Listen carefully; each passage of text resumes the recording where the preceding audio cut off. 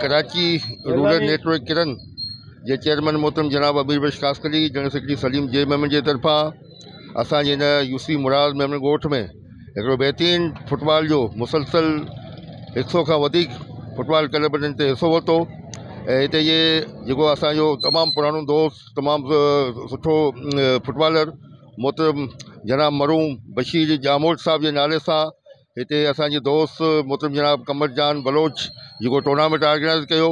अॼु उन जो फाइनल मैच हो ऐं हीअ जेको टूर्नामेंट हो असां सम्झा थो त मलीर ॿार जे अंदरि हिकिड़ो मिसाली टूर्नामेंट हो।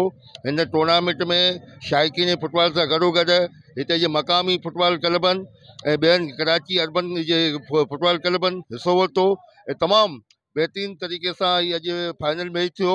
ऐं हिते पूरी मलीर में हिकिड़ी नई तारीख़ हिन रक़म कई आहे। इन हवाले सां कराची रूरल नेटवर्क किरन जे तरफ़ां असांजे कमर जान बलोच टूर्नामेंट ऑर्गेनाइज़र खे दिलि जे गहराइनि सां मुबारकबाद पेश थो करियां। महिरबानी।